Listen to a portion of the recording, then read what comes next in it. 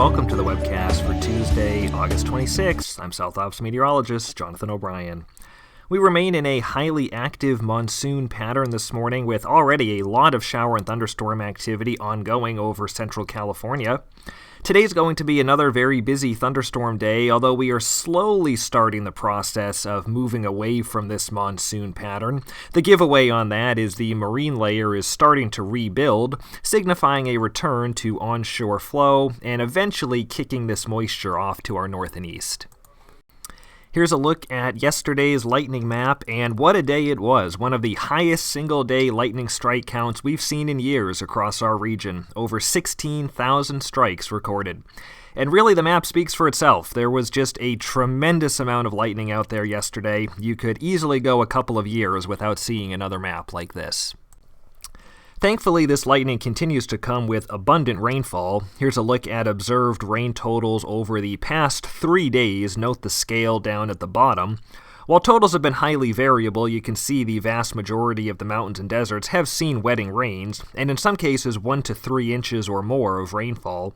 So while we are definitely getting a ton of lightning and many new lightning-caused fires, the moisture we're seeing is greatly limiting their growth potential and is actually having net beneficial effects on the fire environment.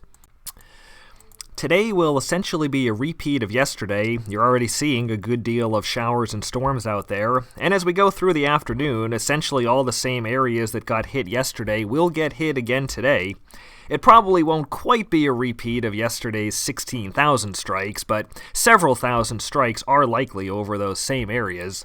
And once again, these are going to be wet, slow-moving storms with beneficial rain effects likely, adding on to the rains we've seen so far. We will trend towards quieter weather for the remainder of this week. There will still be some lingering moisture tomorrow, so another round of storms is expected, but it will definitely be more of the isolated to scattered variety versus the recent widespread activity, and probably focus mainly across the Sierra.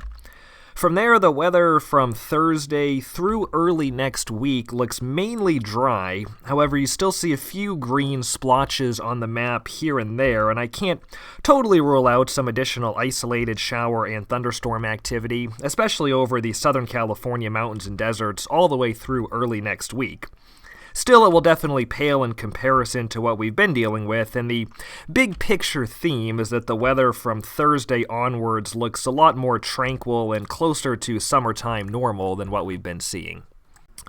It's going to remain a seasonably warm pattern. Temperatures will remain near to slightly above normal through early next week, with upper 70s and 80s across the mountains and 90s to near 100 in the valleys.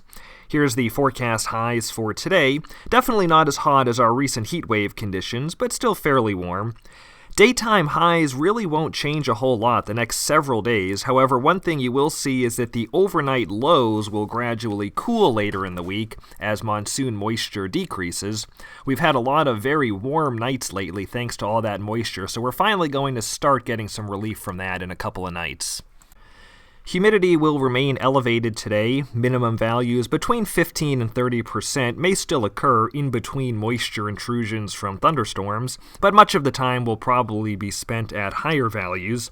A more typical pattern should develop later this week, with min-RH dropping to more uniform values between 12 and 25% above and inland from the marine layer influence, with a more typical night and morning low cloud pattern developing by later this week. In terms of winds, the big concern today will remain thunderstorm winds. Gusty and erratic winds are likely with any thunderstorms and can even extend to areas well beyond the storms themselves. You can see all those little bullseyes on the model wind gust map here. Other than that, and once we start to get rid of the thunderstorms in the coming days, we'll fall back into a pretty typical light onshore flow pattern with normal local and diurnal winds returning to most areas from the end of this week into next week. As we've talked about, this pattern is producing varied and non-uniform effects on the fire environment across the region. Everyone's experiencing something a little different right now. We're getting a lot of lightning fires, of course, but also a lot of rainfall that's really helping us out in most areas. So overall, we're seeing sharp drops in our fire danger indices and an overall decrease in flammability across the region. But areas that are missing out on the rainfall are seeing much more muted effects, only some short-term benefits from the higher humidity, and just a couple days of warm and dry weather would have them right back into higher fire danger conditions. So broadly speaking, this is best characterized as a net beneficial event for the fire environment across the region. However, there do remain hazards to be mindful of. The same unstable conditions fueling the thunderstorms will bring continued potential for column development and plume dynamics in areas that miss out on rainfall. We've seen that on the Garnet Fire. Gusty and erratic outflow winds will also remain of concern, and thunderstorms will likely impact both ground and air operations. Still, fire potential overall will be limited by the elevated humidity and increased dead fuel moistures. Despite the heavy IA, the potential for new large fires will actually be well below normal levels. But again, those unstable conditions and erratic winds will remain concerns, and above all else, a heightened awareness of the mixed state conditions across the landscape is a must this week. That's it for today's webcast. Thanks for joining us. The next one will be on Wednesday, August 27th.